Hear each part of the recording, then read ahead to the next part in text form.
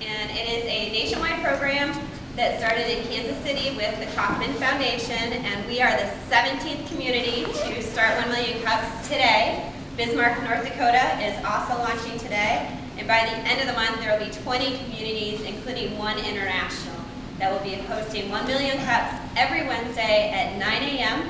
So welcome to our first one. Feel free to come back every Wednesday at 9 or as many Wednesdays as you can make it. The format will be 2 entrepreneurs give you presentations 6 minutes each about their venture, and then 20 minutes of Q&A from the community. Other organizers from our team include Sean Kennedy, St. Petersburg Greenhouse, which is where we are, John Morrow, USF, you can go with your big names. USF St. Petersburg. Okay. And Ruben Pressman, right over there. And Richard Wood could not make it this morning, but he is with Eagle Data Logistics, and he is our other part that's also splits his time between Kansas City and here. So he is a wonderful connection to the community out there and the Kauffman Foundation. Now with that, I am going to turn it over to our first presenter with Eyecrawler. Shaun will tell you a little bit about what they do. Okay, give me 1 second to... And we are going to be fast-paced, keeping the schedule so that you're done with 10, but you're welcome to stay for coffee.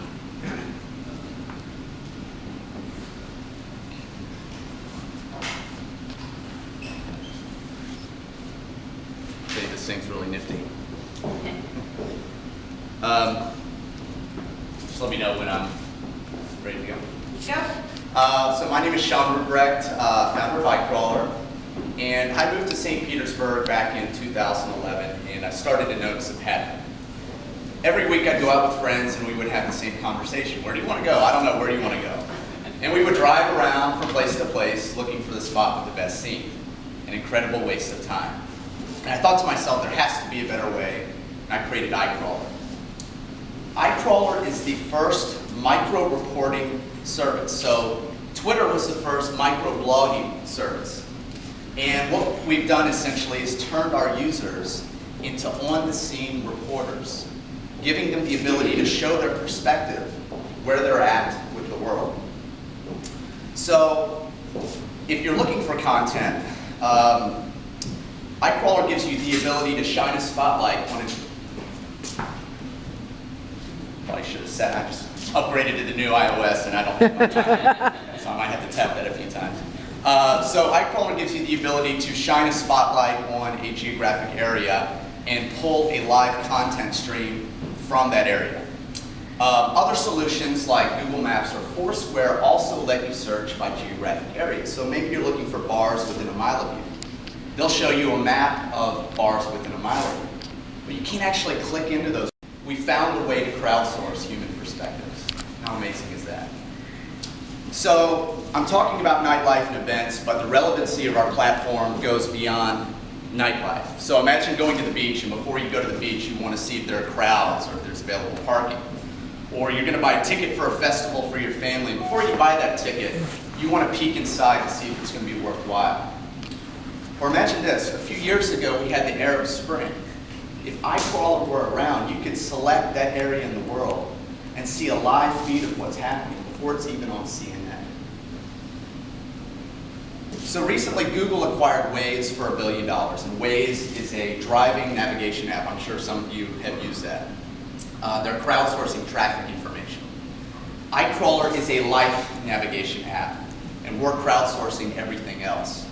Where Waze is limited to the roads, we're focused on what's happening in the buildings next to the roads, and the parks, and the beaches, and everything else within the public domain. As of today, we have apps for iPhone and Android. We have a widget in which our content feed can be added to any third-party website. And we have a TV product called MyCrawler. And this is really cool. And forgive the format. I'm actually, it doesn't really look like that on a TV, but I'm doing this from my phone. So what Eyecrawler does is when you create blinks in the app, let's say I'm in this venue, I'll see my blinks pop up on the TVs inside the venue, creating a new form of interaction between the guest and the establishment. So now let me show you the app.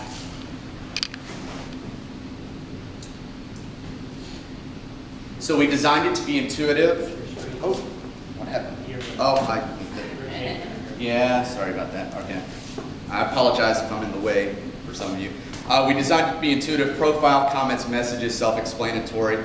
Albums creates a shared photo album at events, and highlights. One of the things we filed a patent on gives users the ability to build, manage, and pay for a targeted advertising campaign directly in the app. It's one of 4 ways we monetize our platform. The TV product that I just showed you is a monthly subscription that we'll charge to venues. So if you're looking for content in the area, you just select View Blinks. View Blinks around me, you can edit the distance or select another area. And you can scroll through content vertically through a single location and horizontally between locations. If you click Search Options, I can filter this content by category of interest. So let's say I'm out with friends and we say, hey, I wonder if I'm interested in karaoke. I can click karaoke, go, and now I'm only going to see content related to that category. So if I see something that looks interesting, I can tap it. I can pull up the expanded details. And what's cool is that this blink was added 10 minutes ago.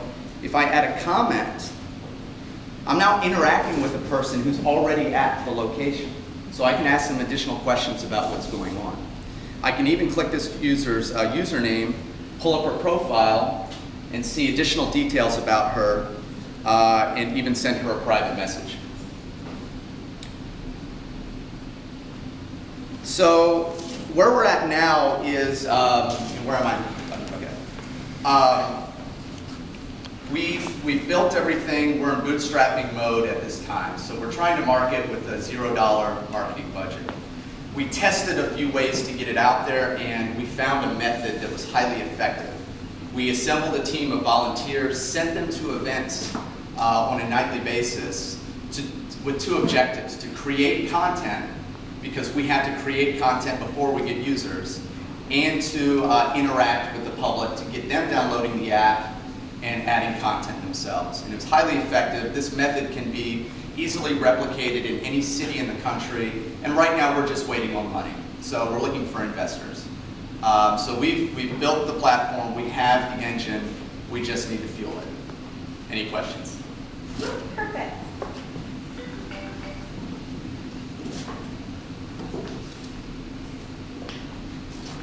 Could you explain to me what blinks, when you say blinks? Yes, so a blink on our network is a photo category comment. So Twitter, their content is a tweet. On Eyecrawler, it's a blink. So it's a live photo category comment. So the categories are what you saw a minute ago, activities such as family friendly, live music, karaoke. When somebody creates a blink, we require them to tag it with at least one category. Because if we're just generating content and that content can't be filtered or searched, it's just, nobody's going to derive value from it. So that's what it is. The revenue model, you mentioned subscription for TV. Yes. Is that the only revenue? No. We've got, so the ad, you can build, manage, and pay for an advertising campaign in the app, which the ads will display on other mobile devices. So that's the first monetization channel. The second one is the TV product, which we can sell to bars and venues and other places that have TVs set up that get people. We have 2 more that we're building into the app. One will be paid tags, and another one will be digital ownership of locations in our system. So I'm not going to get into a lot of detail with them because we haven't built them out yet, and we want to keep a little bit of that under the radar at this time. Shaun, you're sort of competing with this for people that are already using Twitter and Instagram and all that sort of thing. I'm trying to understand when I'm out at a bar why I'm going to switch over to this app instead of the other ones that I'm used to. There's already a lot of traffic. So I'm going to use Twitter, for example. You can't search by geographic area in Twitter. I can't say, I want to see a good crowd within a mile of me on Twitter. Show me tweets that fit that model, that query. Foursquare doesn't have a real-time component. With our network, if you create a blink, anybody else, so it's not just going to your friends. So if you think of Twitter, you're connected to people, through who you're following. With Facebook, you can certainly create content when you're out in public, but only your friends are going to see that content. With Eyecrawler, it's an open network, so people that you don't know are going to see that content. I'll go back to my example of the Arab Spring a few years ago. There was no social network that allowed you to, go into the Middle East and see what's happening live during this world news event. Our solution allows for that because it's an open network and you're following by geographic area. That's the fundamental difference. Twitter is a micro-blogging, it's a form of micro-journalism. Eyecrawler is a form of micro-reporting. So that's the fundamental difference. There is overlap between all networks. You have content. I mean, you look at a blink, it consists of a photo, a comment. You see photos and comments on Facebook or other networks. But ultimately, it's where that content is coming from, and it's coming from the geographic area that you select. So that's the fundamental difference. I have children, that are in their early 20s. They would use this. Oh yeah. This is like, I just text both of them to check it out just now. and Right. They'll text me back their response, Yeah, it started out as solving a personal pain point. I mean, when I first started, we would have this conversation, hey, where do you guys want to go? And there's no network that allows you to search by area and pull a feed from that area. So yeah, we hear that all the time. Our challenge is this. Like most networks, we have a chicken and egg problem that we have to overcome. Let's say we have a dating site. You need profiles on the dating site before you can attract people to your dating site. You need users to get users. In our network, we need content to attract users. So to get around that hurdle, that's where we took our teams of people, sent them out to create the initial content. Because if they download it right now, they're not going to see any live content. That's where we're stuck. We need money to generate the initial content to get the engine going. Is this only locally marketed right now? Right now, yes. We're bootstrapping. We want to launch here locally, and then once we have that system, then we'll send it to other cities. And How many people on your team?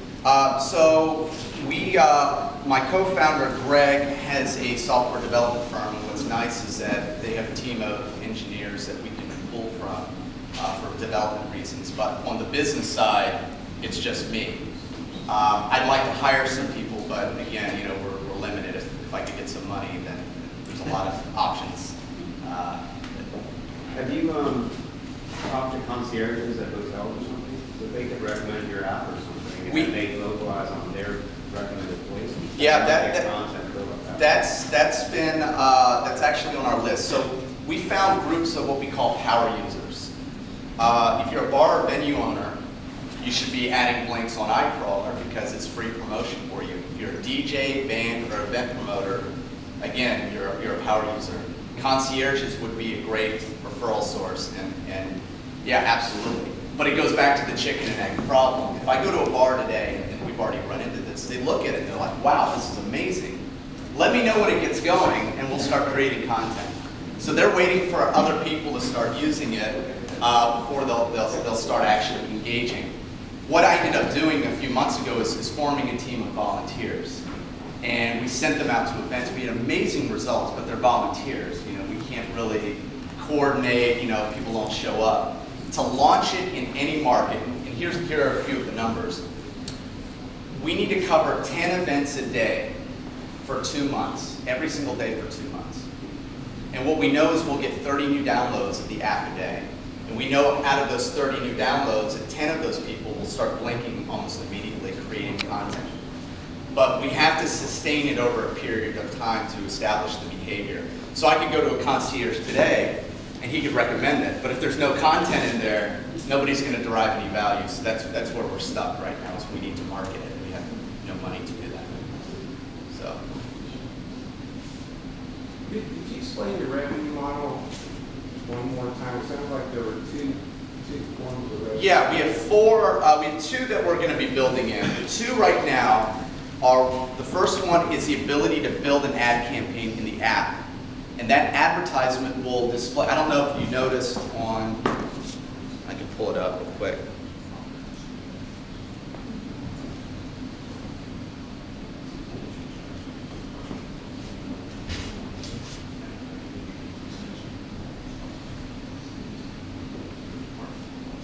So ads display right here on mobile devices. So let's say that you have a bridal shop and you're trying to target, engaged women within a mile of your store. You could set up an ad campaign within 2 minutes and target just that specific subset, and your ad would display below the stream. So that's our first revenue model. The other one is the TV product, which is the monthly subscription. So Explain the TV product again. So the TV product, when you create blinks in the app, Okay. the blinks pop up on the TVs inside the venue. Okay. So, you're taking pictures with your friends and then you see your picture pop up on the TVs. It's kind of cool. People like seeing their own content, especially displayed. So the value proposition for the venue is now they're providing an instant reward mechanism to get their customers blinking at their establishment.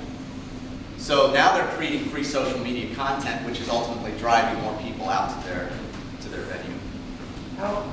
How big is the user base need to be that side of the platform before you feel like you'll be able to start actually pulling in either of those revenue streams? Critical mass for us, at least on a local basis, is around 2,000 users. So once we have around 2,000 active users here, we don't need to send that team out every night to create content. The 2,000 users that we have will be generating enough content for the network to be self-sustaining. At which point we take the team, send them to a new city, and replicate, and that's how we scale. And of course, we could hire multiple teams and launch in multiple cities, simultaneously. But once we get to around that point, then we'll start focusing on revenue, because ultimately in our model, revenue trails adoption. If you think of Instagram, they had no revenue when they were acquired by Facebook. Waze had limited revenue when they were recently acquired. So, we're really focused on generating content, but we still have ways to generate revenue. So let me touch on our exit strategy. And again, this is a few years down the road. This is the ultimate dream for us, is an acquisition by a Google type of entity. And the reason Google would want to acquire us is, think about our data being overlaid on top of Google Maps. So they take our content, and you click on Google Maps right now and you can do the street view and see the outside of a building from, let's say 6 months to a year ago. If they had our content, you could click all the way into a building and see a photo from 5 minutes ago. So we think that if we're building enough content, we become an attractive acquisition opportunity for Google or Yahoo as a new content layer that can be added to Maps. But we still want to generate revenue. So if you're comparing us to Instagram or one of these others, we actually have the ability to generate revenue. Right now, we're too early stage to predict what that revenue is going to be. And we've built the platform, but we're not there yet. You talked about not having a marketing budget. So, and it sounds like from what you're saying, users is your kind of key that you need right now, because you're relying on some volunteers and you don't have money for. So how are you targeting in the local area to get to that 2,000 users? Are you utilizing some of the young professional groups that are more apt to maybe download something like this, and then when they have meetings and events, slowly talk about how you're trying to do that? So let me go back to the chicken and egg, because this is a key number. We found that we need around 30 to 50 blinks a day for the app to be useful for people. So any marketing efforts we make to attract users, if we're not generating that daily content, what will happen is they'll download it. Oh, this is interesting, but they don't really have much content, and then they won't use it again. So no matter what we do from a marketing standpoint, the number one priority is to generate that additional content. The nice thing is we kill two birds with one stone using the teams, because we send them to events, they wear a media badge, and they're blinking and talking to people. And those people are now downloading the app and going, and doing that. So the challenge right now has been, I'll be frank, I've been in fundraising mode.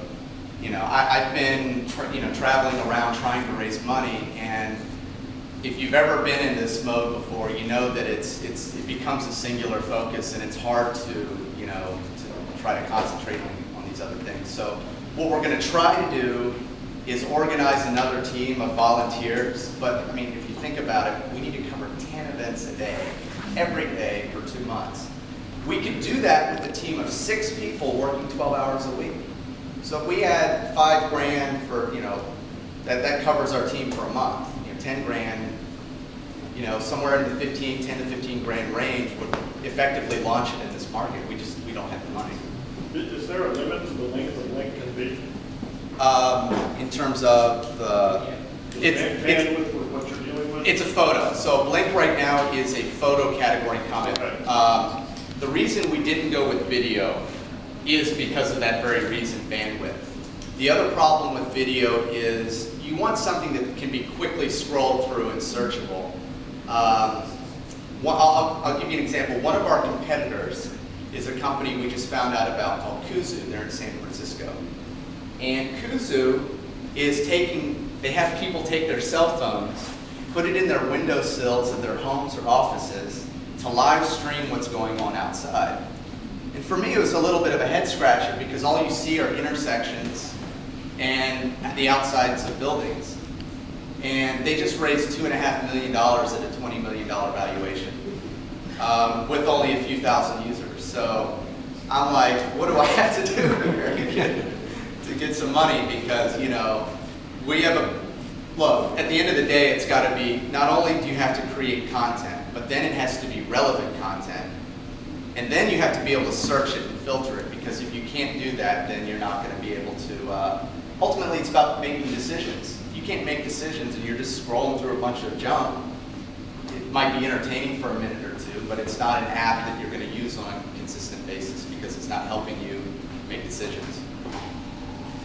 Are you saying when somebody downloads the app, do you have metrics of whether they revisit the app and use it again? The one I showed you a little while ago, the TV product, was Hideaway Cafe. And they heard about us through somebody else. And they added around 20 blinks over 2 or 3 months at every single one of their events. So it was validating, it was validating our process. The problem is we just didn't have enough people doing it. I mean, it's a critical mass issue. And again, it comes back to money. Money pretty much solves all of our woes. But yeah, we do. And I'll tell you another story. This is what really drives me is what she said earlier. I show people this and I'm like, wow, this is awesome, especially younger people in their early 20s. They're like, this is great. I'm going to use it, this is definitely something that I'm going to use on a regular basis. But again, it goes back to we need to generate the initial content to make it viable for them. But I'll tell you a quick story. During our beta, a friend of mine calls me up. I hadn't seen him in a few months. He wanted to grab a beer. It's 5 o'clock in the afternoon. There's nothing going on at 5 o'clock in the afternoon. And I think it was like a Tuesday. So we're wandering around, and finally we're over at Acropolis. We grab a beer, and it's like, how's Eyecrawler going? I'll show you. We saw a blink from 11 minutes ago, and it was from Red Mesa Cantina, and the guy's like starting to fill up in $3 margaritas. I'm like, we need to go here.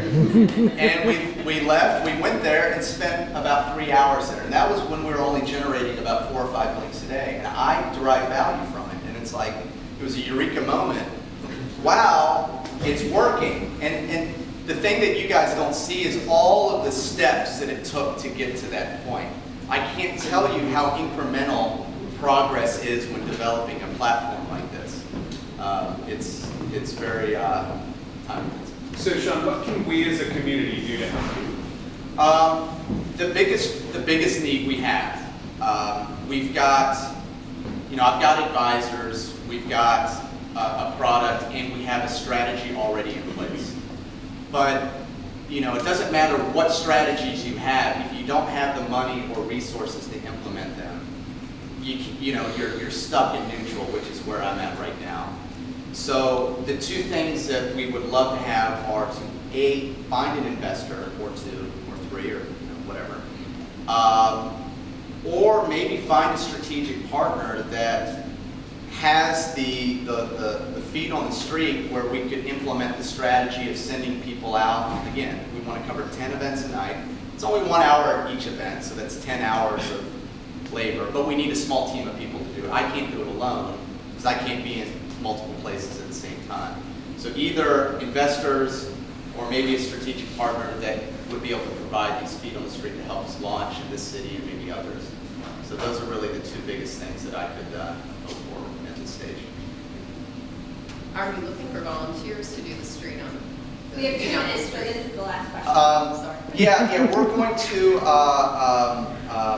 try to revamp that. I can tell you that it's a very intensive process on our end. We'll probably need to try to corral around 50 people to get a team of 6 paid for 2 months of work, but we may need 50 or 60 volunteers because they're not going to be able to give us the time commitment we need. So yeah, that would be something we're Some looking people for. are already out and about. My daughter's in media, so she's Oh, already yeah. at the events. Yeah, let's be a And my part. daughter-in-law's the president of the Concierge Association. They're already out. Actually, I've got cards if you guys, I'll just pass them around. So I guess that's it. Thank you for letting me present.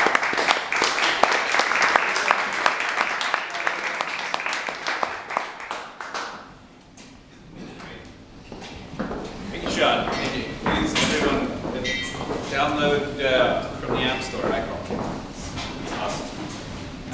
Number one thing I'd like to do is thank Cowa Coffee for providing the coffee for this week and every week at no cost. They're great community partners, and they taste really good. It's early enough in the morning that this is still a necessity. A couple events coming up in the community for entrepreneurs. Kicking off here at the Greenhouse next Tuesday is Creative Analysis Academy, which is a 7-week entrepreneurial program for artists to teach them how to develop their business, their market, and where to sell their product. Coming up on October 16th is the Tampa Bay Technology Forum's annual awards dinner and gala. Their information is on tbtf.org. We have the Encore Academy coming up with a series of workshops, which will be kicking off here on October 22nd. That's a program to help baby boomers and retirees do entrepreneurial things with perhaps more free time that they've got, get into social enterprise or start their own companies. And then Tampa Bay Innovation Center has Startup Exchange coming on October 22nd. That will be at Brewer's Tasting Room up on 4th Street. That's just a great way to get out and meet some mentors to help you develop your company. Are you following us all on Twitter? We're at 1 million cups STP. You can check out our website and sign up to pitch to be one of these great entrepreneurs at www.1millioncups.com/St. Pete. And check out the Greenhouse's website at www.stpetegreenhouse.org. I would like to introduce Kostas Stoilas and his product CauseToFund. Thank you. Thanks, everybody doing? Good, yay. So it's 6 minutes, so I'm going to skip all the niceties at the beginning. We can ask any questions at the end. I got to jam it in here. But I really appreciate this, and this initiative sounds like an awesome opportunity for the area. I get really jazzed up on entrepreneurs, so I love what you guys are doing here. Please keep attending. So what I'm going to go through is I'm going to tell you what crowdfunding is, how CauseToFund.com differentiates, some points of interest, some best practices, my current plan, and then projects that I've done to date. I'm going to go through real quick what it is. Crowdfunding, what I believe is the starter was Kiva.org from a global level. Kickstarter's done it great nationally and really blown it off the map and given it a lot of exposure. I'd like CauseToFund to take it to a local level, and I'll tell you why. SEC and the Jobs Act are focusing on the equity side of it. I don't do that. How I differentiate is I work with charities and community projects, strictly nonprofit projects, where you donate to the community. The way I put it is it's great if you want to donate to Denver, and if you have to find a great project on Kickstarter that you like out there, but the chances are you're not going to see that project anytime soon in your own kind of visits. Or you can donate direct, and the money that you give can go to a local organization here where you have the chance of meeting the benefactor and seeing the project and actually touching where your money goes. So some points of interest. My goal is really to prove demand. I want to prove that this works on a local level. Kickstarter's proven that it works nationally. They have millions of eyes looking at it. How can it not succeed? I want to know if you can do it on a hyper-local level and have a little bit more quality where you can actually touch the projects that you give to. My process really emphasizes marketing. Social media, e-blasts, press, networking, however you can to get the word out there, that's how I do it. Right now it's a lot online, but I also go out physically and I pass out these promo cards, and I have some over there, on every project that we do, so that when I'm networking for my own personal and business needs, I also network for these fundraisers. Obviously the projects are the focus and the reason for the success. If the project doesn't have a good story, it's not going to succeed. We just use marketing to get that story out there, and then we emphasize the use of technology to innovate some of the efficiencies that are out there and to hit and amplify the message to more people. The website's just a tool. It's not the end-all, be-all. It supports the business model, but it needs to be sharpened and maintained. And I'll tell you a little bit down the road of how I want to do that.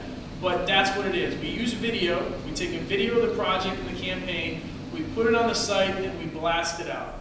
Obviously, you know how easily viral can go on the web with a video. Nonprofits typically do a breakfast, a lunch, or a gala dinner. They have a captive audience. They raise donations that 2-hour time frame, and then it's over. Well, by putting this story online, you have the potential to, again, amplify that and take that story to the next level and repeat it over and over by watching that video. So that's where we use the technology.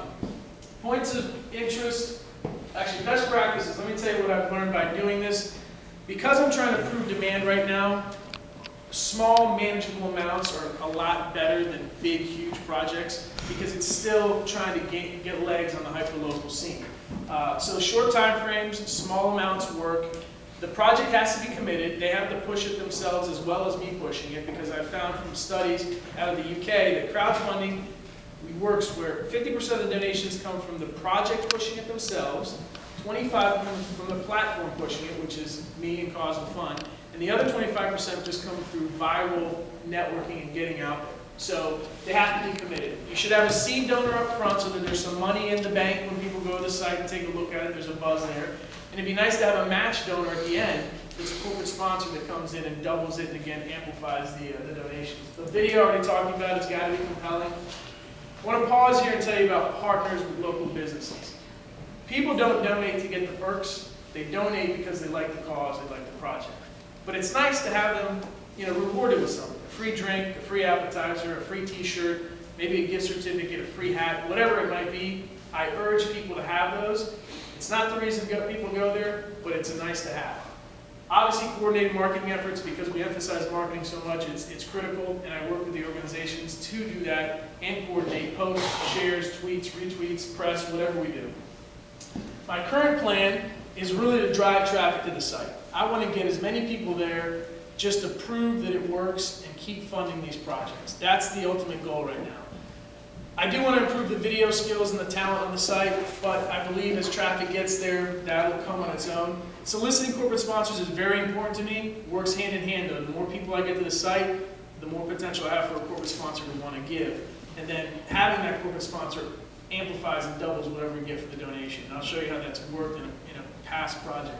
And then the ultimate goal, if I get the demand proven, is to automate the site. There's a process that I've built here that works. The site's a little clunky for me, and I do a lot of stuff on the back end, but I feel if I could automate it, there could be some efficiencies there. And then an app would allow people to donate with the use of their thumbs rather than going to a website right now. I won't talk about the potential causes. You can read those for yourself, and they change daily. What I really want to talk about is some of our successful projects, and I want to know that the two that have succeeded were Pinellas based, and I'm really happy with the giving that has happened here in this county. It's been impressive. Hannah's Home was overfunded, our club's overfunded, and they were model projects. Both had specific causes, both had good video stories, both had committed charities. One took a little bit more ownership and pushed it and promoted it and got seed donors. The other had corporate sponsors that came in and matched, which you can see why the $6,000 time frame or the dollar amount really succeeded. Our goal was $2,000, we went to $6,000. So I won't talk about the other ones, we can talk about them in the 20 minutes That's me.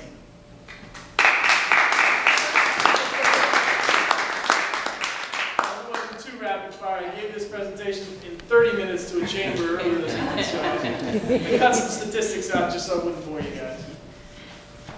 Any questions? One question is, with the funds being raised, how much is actually going to fundraising itself versus actually to the charity?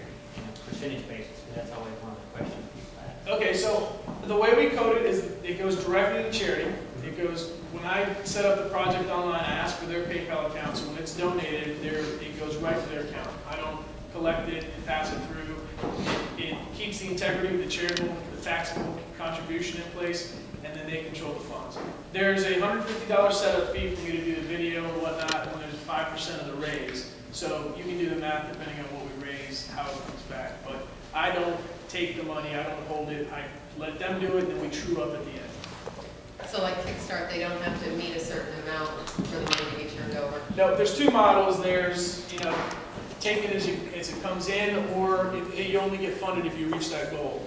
I don't do that goal. Whatever we raise goes to the charity. So even the ones that didn't reach their goals still got that money. $300, $450, and they're happy. I mean, they didn't reach their goal, but they still got a little bit. So. And I don't, if I don't reach their goal, I don't take the $150 setup fee. So it's not too much of a problem. Is the CauseToFund, is it set up as a 501c3 or is It's it a for-profit? It's a for-profit because it started with a two-pronged approach, and the second prong has been put on hold because the SEC and the Jobs Act.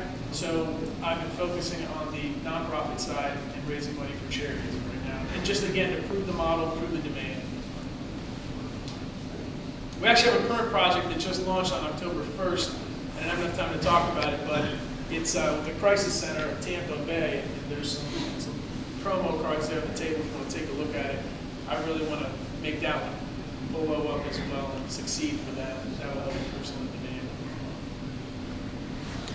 Do you find your own causes, or do the causes find you? You know, when I first started, I was going after the causes. I went to Big Brothers Big Sisters, and I went to Boys and Girls Club. And then funny thing is I started getting online, and causes came to me. Our club came through the site after we succeeded with Hannah's Homeless.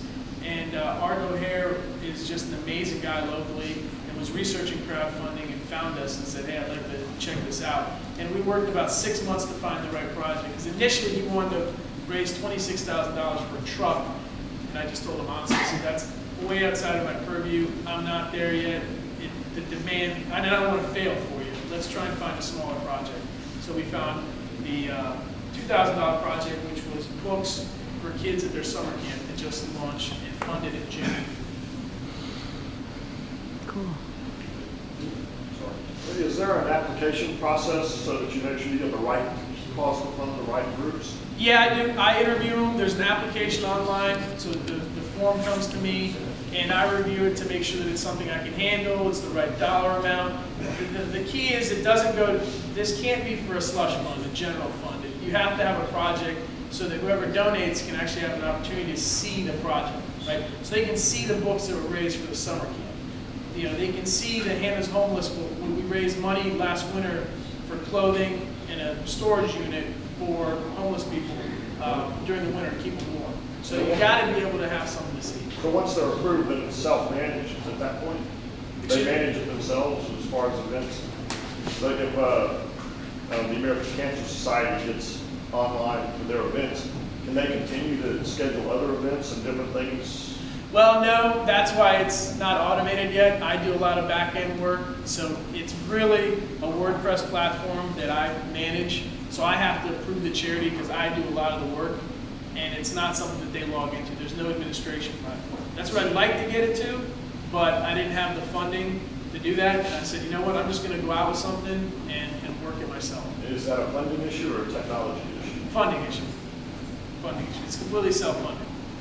I'm sure there's a developer that I could work with that would do what I needed to do. It's not rocket science. And I know some rocket scientists too, so if I need to, we'll do this. Is there a time frame? Like how long do they run it? Like Kickstarter? It's typically 30 to 60 days is what I recommend.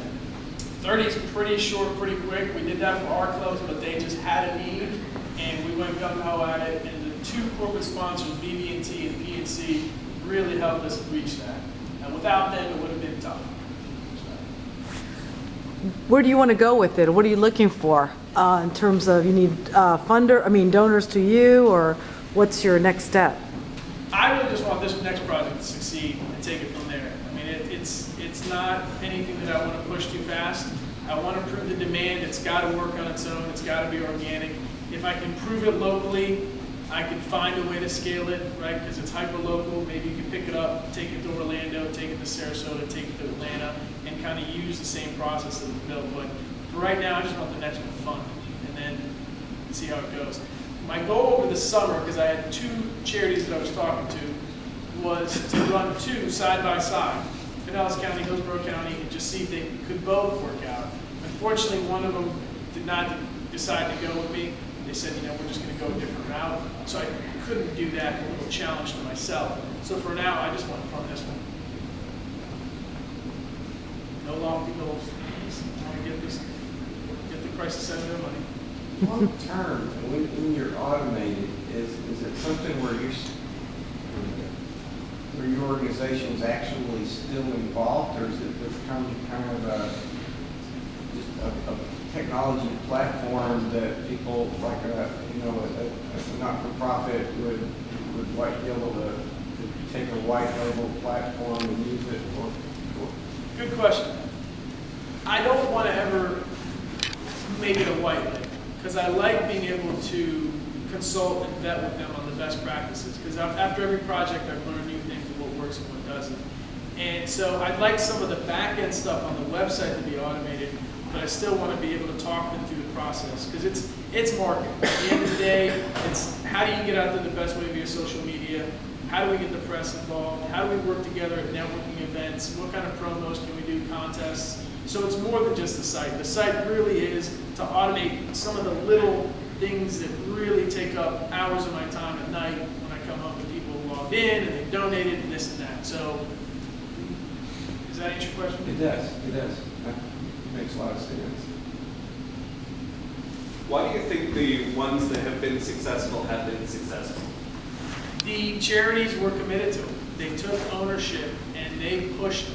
I mean, they really did. Art O'Hara with Art Clubs did a great job at his breakfast and getting PNC and BB&T to match their sponsorships. And he, unknowingly, he kind of put them against each other. He got PNC to agree, and then BB&T said, you know what, I'll do it too. and that was phenomenal. And then Hannah's Homeless in downtown St. Pete, she just took it and ran with it. Lisa Trunzo wanted this to go as planned, and she got St. Pete local involved, she got some other local retailers involved, and it was just amazing. So her and her husband pushed it dramatically. So I got to give props to Pinellas. You guys are great giving people. Thank you. We have a lot of not-for-profits whose revenue model has really been built on getting awards from various grants. That's what I was thinking of. And I know in the last few years they've really been hurting because a lot of those grant organizations have had to cut back. A lot of it comes from federal government and that sort of thing. Yet I don't see them doing these sort of things. It's sort of not in their DNA. You see some way to have a discussion and get them to think about specifically what kind of a project they could carve out to maybe do this? Yeah, I'd love to, because every charity that I've talked to about this loves it. I mean, absolutely loves it. Within the 15 minutes, they think it's a great idea. It's modern. It uses social media. It uses the things that they're not known to do just yet. And it fills that gap, what you just said. When the Great Recession hit, everybody was cutting back. Even people that wanted to give had to stop because they had to survive and persevere for themselves. So donations went down. So this was crowdfunding was coming in at a time to fill that gap where you can hit the masses, and even if you got $5 from 10,000 people, it's $50,000, right? So charities love it. The next thing is to balance it out on the consumer side, right? So right now I have this many charities that love it, would love to sign up, but my users are growing. If I hit that balance, then I know that I can go forward with kind of an automated site. But it's not so much convincing the charities, because I can talk them through the process. It's not hard. It's getting the donors on the other end to continuously look at the site and give and really feel it. Do you feel younger people are going more this way? I mean, again, my kids, I just think of Yeah. always my kids, because it's all technology, and this is how they donate. You They're know- not gonna write a check to CASA, Yeah. but they can go on this and they can do CASA. You know, I don't know yet, but I have an inclination to believe yes, because I've spoken to a couple university classes, and I've pitched this, and I've told them about it, but I haven't seen the traction yet. So I think, waiting to see. I don't know. I don't know if college students or younger age has as much expendable income to do this, but I believe that, yeah, they have a huge knack for charities. When I talk to students these days, it amazes me their acumen for nonprofits and their giving potential. So I think yes, but I think that comes if I get an app. Because right now, I'll be honest with you, it's a Frankenstein of sites, is how I put it. And it's on your PC. I mean, you can use it on your phone, but it's not very responsive. So I need to build that out. How do you vet and qualify a client? I just talk to them. I really just talk to them and figure out, I've had two good advisors help me, Ginger Waters and Robin Weston, who are very involved in social entrepreneurship and nonprofits in the area. And we kind of talk through what works, what doesn't. I've had people approach me that had horrific accidents and said, can I use this? Unfortunately, I feel for them, but I can't. It really needs to be a 501c3. So there's some things that I look for, but it's really, you have to have a specific project, playground, raising money for books. It can't just be, I need $2,000 to throw in my general account this year. But do you certify them for their 501c3 type of work? Oh yeah. I'm bonded and insured through the state, so I have to show the state the 501c3 papers and number and everything. So there's a 15-day process before we kick off an event that I have to submit 2 or 3 applications to the state, the Department of Agriculture, and they look through everything and say, okay. Before you put it on? Yeah. And that 15 days is when I work with them to get the video done, content, facts, social media calendar, all that stuff. You mentioned with our club, Art was able to get the 2 banks involved to match funds. Is there a path that you see to extending this actually to those, so you have a fund, they have a bank involved, and then you can use this to pass to that bank's employees Yeah, definitely. I did not get that opportunity with BB&T and PNC, but my goal would be if I was to talk with a corporate sponsor, I would say, thank you for matching. What I'd like for you to do is to blast this to your employees as well, because then again, that's another base of people that might not have known about the charity. So the charity's pushing it to their donors, the corporate sponsor's pushing it to theirs, and then I'm pushing it out to everybody else in the media, social media, everything, whatever you. Do you find that once someone donates to a project, they return it back and continue to check out more projects? Yeah. Or? Yeah, I've had 2 or 3 people that I know by name that have donated to every project that I've had. It's awesome. And I've had people from California, which blows me away because it was meant to be hyper-local. But you have a question? In terms of the amount, thinking back to younger students, I mean, younger generation, is there an amount that you look for in terms of donation, or is it what's the smallest amount? I don't. Threshold in there? I've had some project that I started $10, 10, 25, 50. And this one I'm going up to 1,000. It starts at 25. Only because honestly, I've had people give $250, and I didn't expect that. When I started this, I expected it to be $35, and that's how I was kind of pitching it. Is listen, you go out at night and you can easily spend $35 on a bar tab without even thinking about it. Just give $35 to this group. If I get 20 people to do that, it's a good sum of money. Yeah, exactly. But I've had people give $100, $250, $700. It's amazing me. The average is about 60.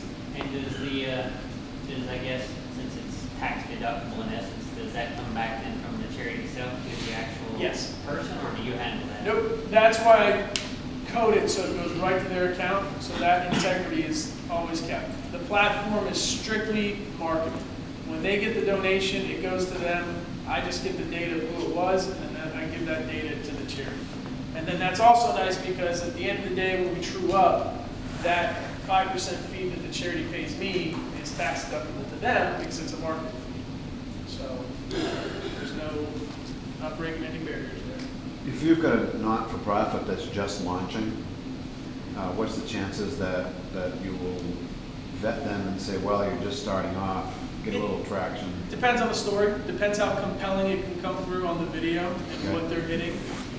You know, it just depends. It really I saw one of the categories up there, Feeding the Hungry. Yep. For instance. Feeding America. Got Feeding America.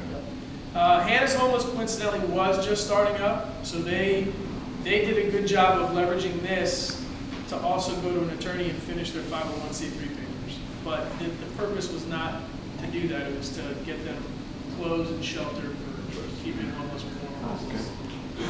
Once you prove this concept and you get the technology behind your platform, are there plans to scale this? No plans that I've written because I'm really waiting to see if we can prove it. But yeah, I think that there's a model that I could talk to other people in other communities and say, hey, here's how you do it. Are you on board?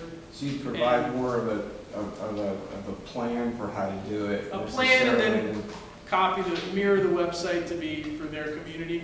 Right, so it's whatever it would be in Orlando or Miami or Ocala, whatever it is. But I've thought it through, but I'm not acting on it until I prove demand. It really takes a lot of work to get people to donate online. Right. And I don't know if that's because I'm not reaching millions of people, I'm just reaching hundreds, or I don't know if it's the local community, the economic times that we're in. I haven't figured it out yet, so I'm waiting to see how we can scale it. But it's a website. You can mirror it and scale it, and the process behind it, I can teach somebody on it. Right. I mean, it's a great name if it's wildly successful here, and then say Orlando wanting to use CauseToFund, it seems like it would help them launch that. Yeah, / Orlando, and we're good to go.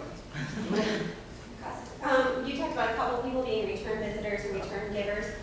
Do you have a plan on how you increase that once you finally get somebody to your site, maybe to support Big Brothers, and then how you get them connected to all the other charities that are on there? That's the automated part that I'd like to put in, because right now what I do is I get all the emails. So if I notice somebody, I send them a personal email. Thank you so much for donating again.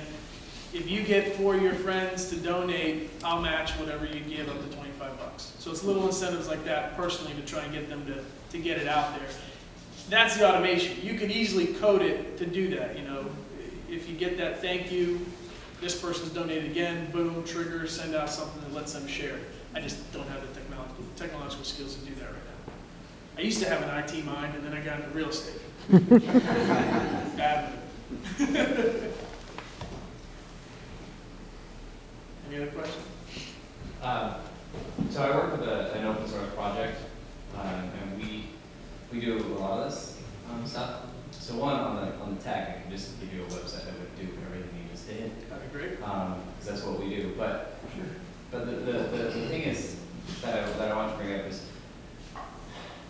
we have 26,000 developers that operate and build sites for roughly about 1 million people around the world, 1 million companies. We have tens of millions of people who notice what we do. The unfortunate part is every time we try to do crowdfunding, less than 1% donate, right? And we've tried all kinds of different things, a lot of different things. I ran the nonprofit that helped to support this community, and we only had 3,000 individual members. Most of our money always came from companies.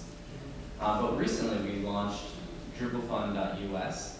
So Drupal's the name of the open source project, which is identical to this. I mean, it's just even oddly enough, it looks it looks the same, but it's crowdfunding for individual projects. And I guess sort of the kudos to you, which you've already found, it was successful.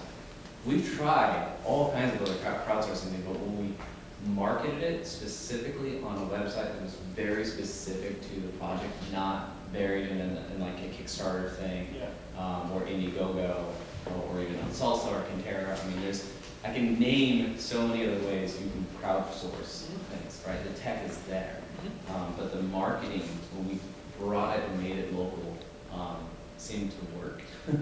Yeah, the niche works. Yeah, the niche really works. What's your name? Jake. Okay, I think we've met before, I'm just trying to place it. Okay. What's the the platform that you, Drupal is the platform that we I'll have to chat with you about it and see. But yeah, I can show you a number of different Yeah. platforms to help you with the tech part. All right, we have time's up. Oh. With our schedule.